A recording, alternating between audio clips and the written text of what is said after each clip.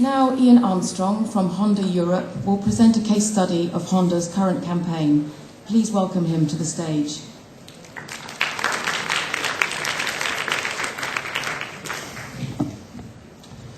Right, thank you very much. You've been sat here for quite a while, so I shall try and save a little bit of time. I do want to talk to you about our current campaign, but I was asked to talk a little bit about a particular technology we've used in the campaign.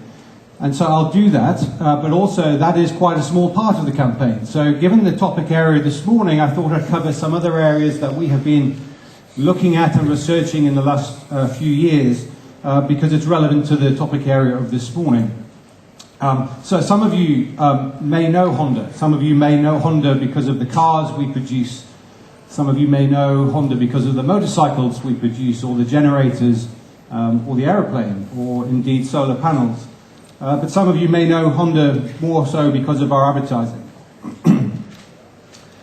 Some of you may have seen an ad that looks a little bit like this, and something we ran across Europe in the last 12 months or so, called Impossible Dream, that showed a whole range of different models and cars and products that we produced over time, sung to a very beautiful song.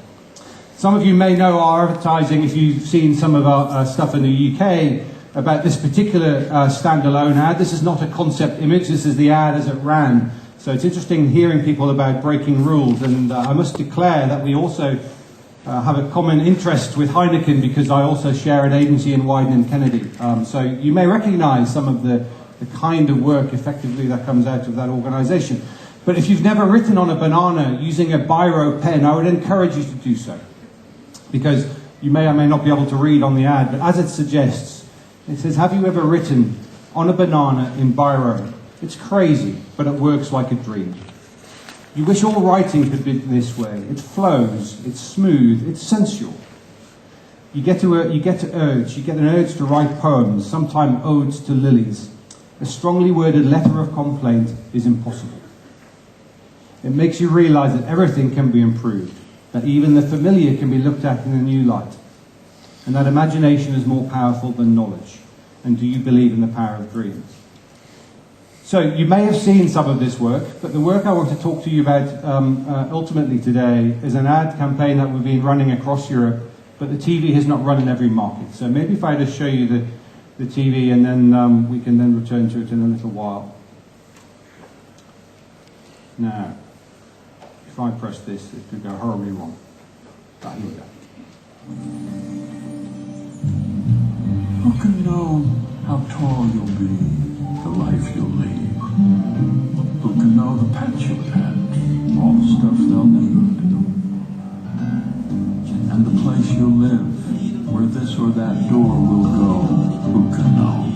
Or all the whats and whys, stuff you'll try, or the things you'll love. Or short or tall, who you'll fall in love with. Then who can know how you'll spend your days, the ups, the downs, the kids you'll raise, all the things they'll bring. We can't predict everything life will throw at us. So isn't it useful somebody has?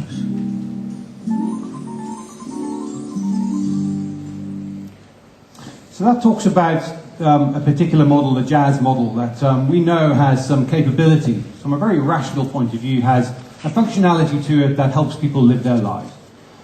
And everybody's lives are very unpredictable. There are some things in life, like going to the moon, which you know exactly what you have to overcome. You know where it is, you know how far away it is, you know the conditions that you have to get through to achieve that objective. But when you get up tomorrow morning, you really have a vague view as to what's going to happen tomorrow, but you never really know until it happens itself.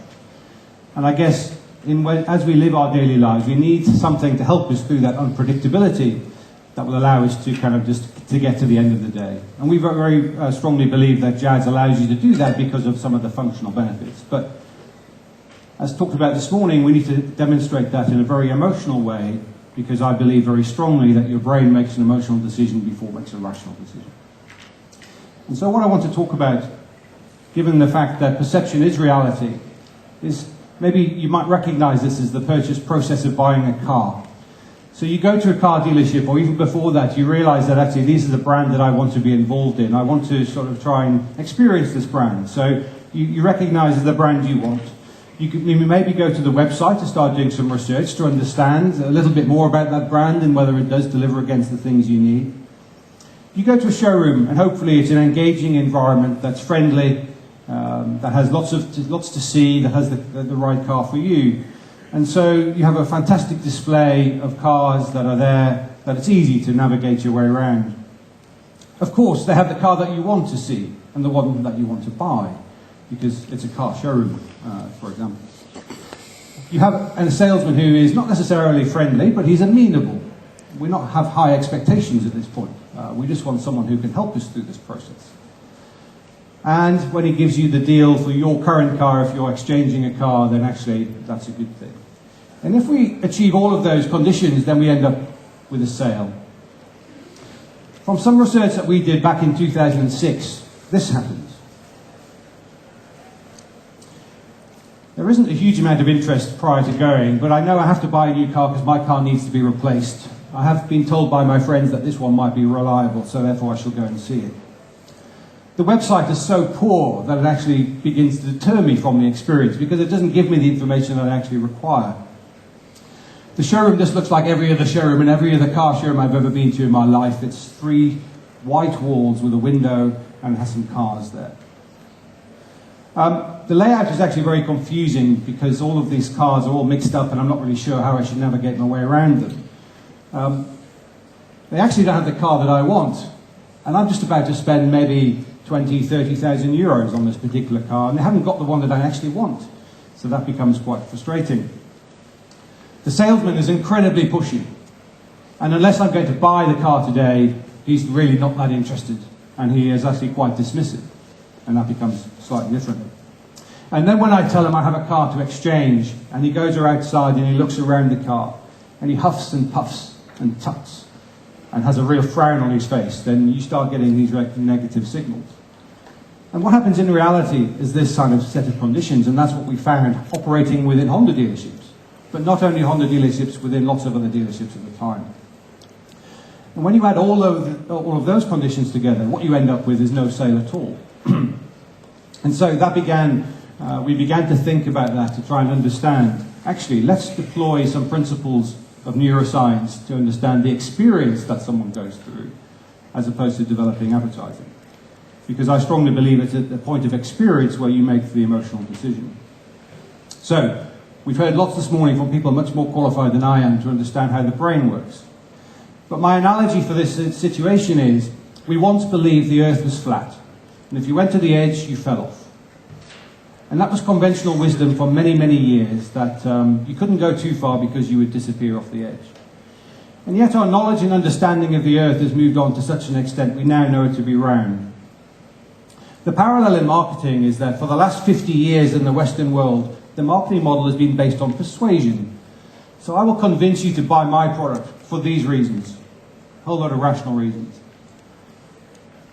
Supported by very much our sales colleagues. So our sales colleagues criticize us in many ways, saying, actually, you're not even telling anybody about the product itself. You're not telling the features. My dealers tell me, you actually should be talking about this, this, and this, because they're the features of the car. But there's a lack of understanding as to how the brain works and how it consumes advertising and messaging. So in the marketing world in the last 50 years, we've been operating based on a persuasive model. My argument is that actually, through our knowledge and understanding of how the brain works, some of which you've heard about this morning, we should be much more focused around an experiential model, because the brain makes an emotional decision before it makes a rational decision. And as we had heard this morning, this happens without you even knowing it. And there have been lots of good examples to demonstrate that this morning. So our job in life is about trying to create some rational meaning. So experiences are made from a whole range of different components. We've also heard that this morning. There isn't one single answer or single idea that can construct a coherent message. So our job as marketers and as agency people is about making sense of all of that. So we bring those components together, we contextualize those components in such a way that someone creates a very positive message coming out of that. And my job and the team's job is very simple. You saw the brain connectors. All that happens is when we create a trigger of stimulus of some description, some connection takes place. Some fluid crosses the synapse in your brain and creates a reaction. All I need to do is to have that reaction to result in something like, I like that, I enjoyed that. And if you don't believe me, go home tonight or whenever you go home this week and you present a piece of stimulus to someone, doesn't matter what it is, and just ask for their views about that particular piece of stimulus. And I can guarantee you they'll respond in such a way that will be on a scale of I like or I don't like. They may not use those words, but it'll be on a liking kind of scale. And then they'll give you a rational reason as to why. And that's how we make decisions. When we go into a newsagent or a store at the airport to buy a magazine, we go to the magazine rack and there's a whole range of magazines. We find the magazine we want. And we look at the front one, and we look and say, it's got the kind of content I'm interested in today. And then we put the front one back, and then we flick back maybe 3 or 4, and we pick that one up. Now, it has the same cover price, it has the same content, it's exactly the same magazine. That's not a rational decision. That's entirely emotional, because the front one has been thumbed by 3,000 people before you doing exactly the same. So, we make fundamental decisions in our lives about emotions, and we make them in split seconds. I work in advertising, we create in marketing, we create campaigns that go out long before launches of cars or long before the actual person will experience something in reality. But what we mustn't forget, it is the point of decision that people take that emotional decision. And so at every point of our process, we should try and interrogate what we're doing to understand whether we're making that experience the best possible. And so by doing the research in dealership, we're trying to get around those issues, those barriers that people have in buying a car. So not dissimilar to something you've heard this morning. If I create an expectation, which I've defined as something like spin here, some kind of marketing message. If I manage your expectation that you're going to get something, and then something else is delivered at the point of experience, then your brain gets confused because it's not what I was expecting to see. And you end up with this condition of dissonance. And in your brain, when we have a pleasurable experience, we release dopamine. But in this kind of situation, you just end up with a situation where you have a dopamine deficit, or in very extreme examples, your brain releases a drug called cortisol, which is a stress drug. And people talk about their gut feel going into a bad situation. They say something's happening here I don't really enjoy. It's your brain telling you to get ready to run or to fight. But in certain examples where your expectations not matched, you get this dissonance, this really sort of ambivalence. Whereas if you create an expectation that you fundamentally deliver at the point of experience, your brain recognizes that and it rewards itself with the release of dopamine. The amount of dopamine that gets released is dependent on the context of the situation and the experience that you're actually having at the time. But what your brain then recognizes is this condition of consonance. So it understands because it matches the expectation.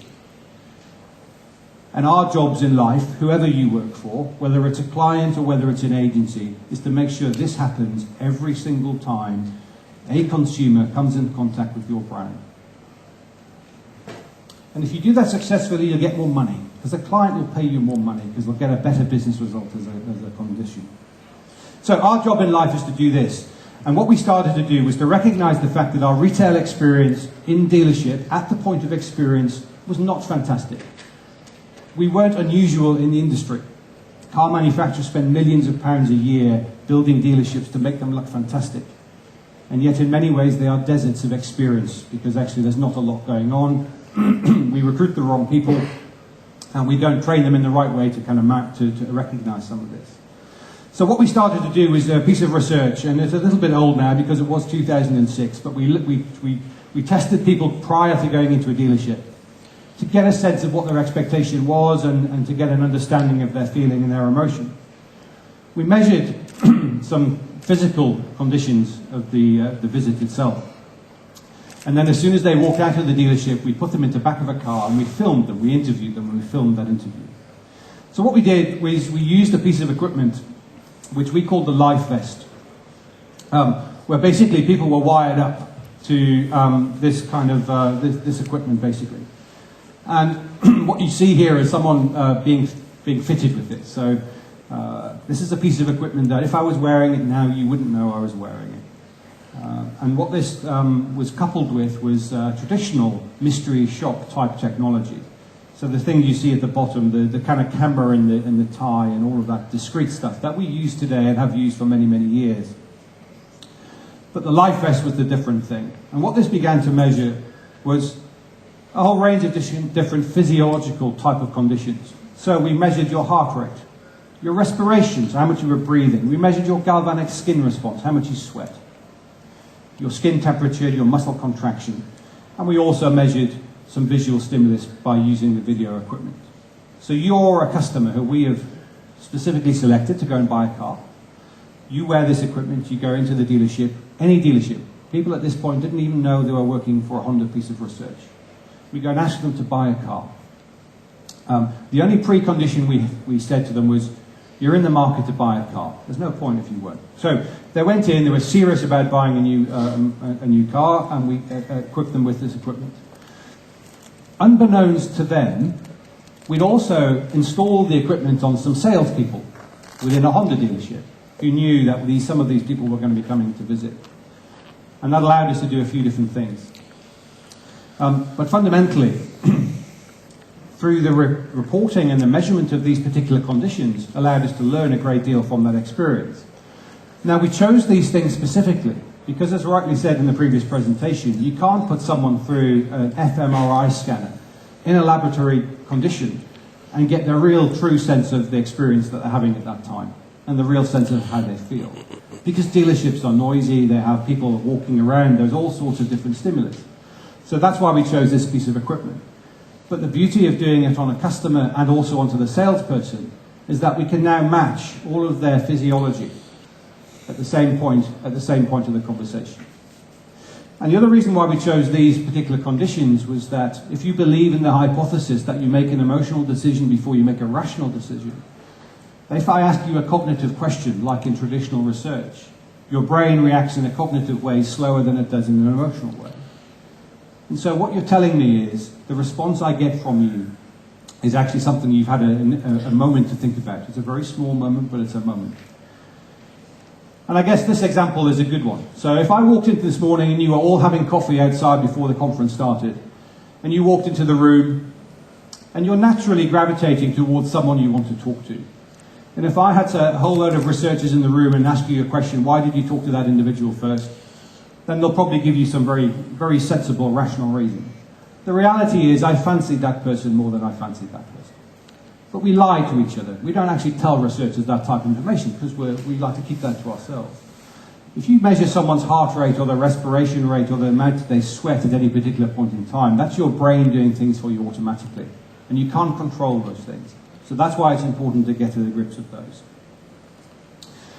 So, we learned a lot from that. I'm not going to tell you all about what we learned today, because I don't have time, and hopefully it might give you some stimulus to go and find out some more information and take the message of what we hear this morning as being really important.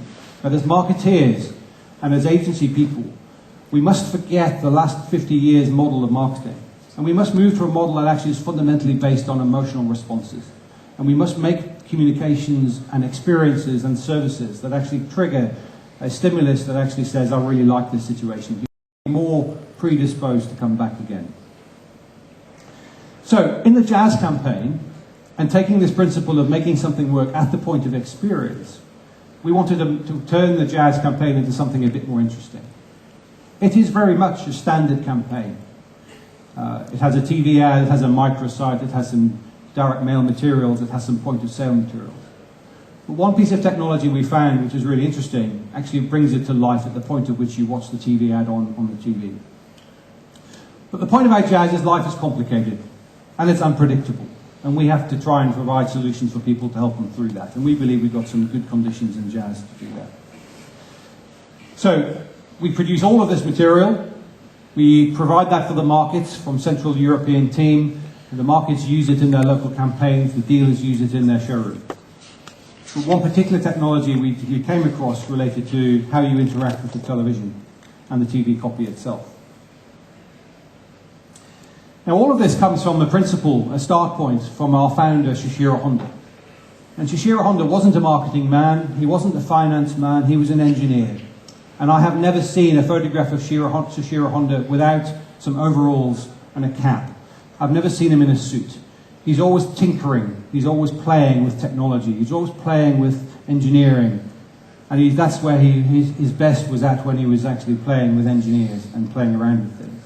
But he had a real interesting philosophy, which was about science and technology is fantastic, but unless it gives you some kind of benefit to yourself as a human being, then actually it's probably irrelevant. And it's just doing it for the sake of it. So we must use our imagination to make things better for people in society. And that fundamentally is one of the principles of the business and the philosophy that we try and tell stories about today through the communication work that we do so. But there's another group of people that we talk to very readily within the process of developing our communication work. And some of the best work that Widens have produced for us historically has come from talking directly to project leaders who have designed cars, technology, and actually they've taken something from that conversation that is then has been applied to our communications. So we talked to the large project leader of the Jazz project, and he came up with something very interesting, which was about, actually, as engineers, we're here to try and provide solutions to people that make life every day a little bit easier. Because everyday life can be sudden and it can be unexpected. And so what we must try and do in all of our products is create those little interesting engineering solutions that have a benefit to you every day. And that's pretty much what we're trying to do.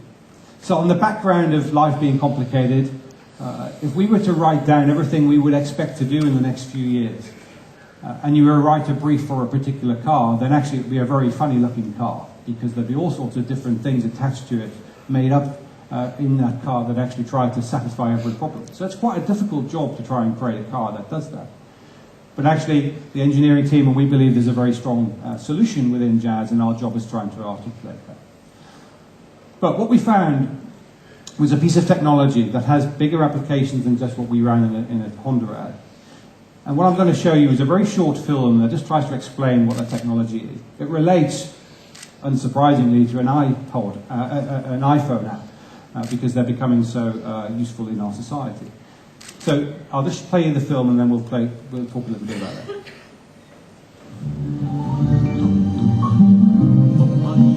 Seen the new Honda Jazz advert? Well, now you can download an iPhone app to catch the characters from the film.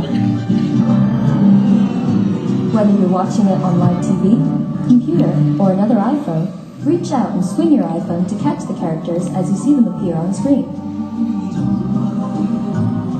You can play with the characters by tapping on them.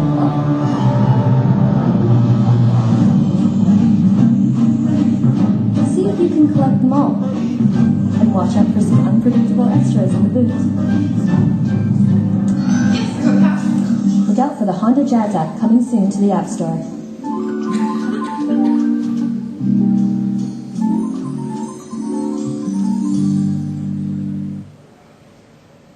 So what we have there is a piece of technology which I've never seen used before, which is now we are moving images from screen to screen. So I would encourage you, if you have an iPhone, to go and find the app on the Apple Store, and go and just search for our ad on YouTube, because it's sitting on YouTube already. So this literally, as you wave your iPhone in front of the screen, the image jumps from the screen to your phone. Now, you can't see it physically flying through the air. This is not a physical thing, of course. But what it begins to do is to say, actually, the point of experience when you're watching the TV ad, we've just made a little bit richer, because you can engage with it in such a way that is in the palm of your hands. That doesn't mean to say you have to go somewhere else to a web page or to do something other than just waving your iPhone in front of the screen. And I guess what we found is the metrics are probably pretty small.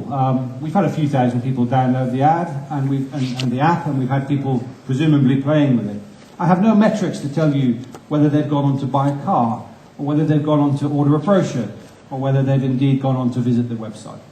That's not the point. The point is we're trying technology here that has an interest, that is interesting, and that is a little bit clunky right now. So you saw people doing this to get their phone, to get their thing off the web page, off the TV screen. Technology will improve where that will become a lot less clunky. It will become a lot less difficult. It will become much easier to do that and to engage with a particular piece of communication on a screen. Now, I don't believe anybody else has done that in the world so far, and I think we have very interesting views about how we should use that in the future related to our campaign.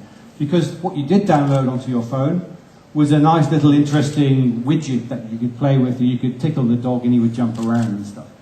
But clearly from a commercial point of view, that allowed us then also to provide additional content about the product and the key messages that we were trying to target.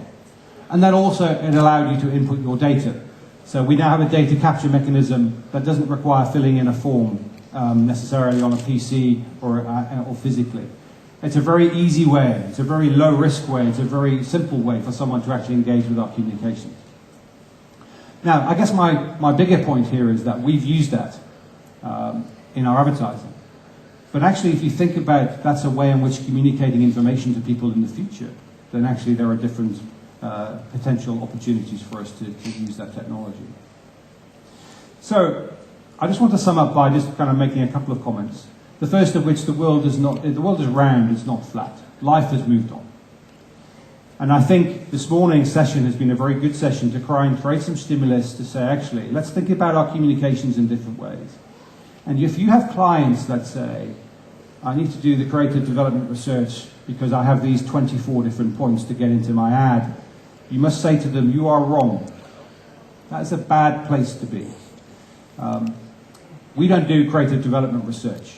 There's no point researching the truth. It is what it is. If you want to come and see us, and you like what you see, then please come and see us. If you don't, then go and buy a Citroen or something else. Our job in life is to give you a really strong emotional desire that you want to come and see us, and when you do that, you really want to be there. If you don't, then please move on. But as agencies and as clients in the world, we must push the boundaries. We must encourage our sales colleagues and our finance colleagues to understand that actually life is different now. Our knowledge and understanding of how the brain works has moved on so dramatically that actually we have to do marketing in a different way. And it's incumbent upon all of us in the industry, across the world, not just in Europe, to do that. And we are the beholders of that responsibility, and we need to make sure our businesses understand that. Experience at the point of experience is critical. It's all well and good making a TV campaign that goes out 3 weeks or 5 weeks or 3 months before the ad comes. It's the point of experience where you will make the decision. And over the next few days, just think about that. When you walk past a series of restaurants or sandwich bars for lunch, why did you choose the one you've chosen? Is it because the next door has a whole series of rubbish outside? Or is it because you've always been there because the person talks to you and you have a good interaction? Just think about why you're making decisions over the next few days at the point at which you're making the decision. Yeah, okay, it's a bit of fun for our campaign, but actually there are bigger implications here. We were judging yesterday some awards for the award entries, and one of those is state advertising. State advertising is really important in many markets because it gets messages across that are important at the time, whether that's medical conditions or public announcements or whatever. Using the app that we've used in our campaign, then maybe there's another way of getting additional information to people very, very quickly, in a very consumable and very easy way that allows us to get those messages out when it's really, really important and not just about some frivolous kind of piece of fun. Let's understand how the combined intellectual capacity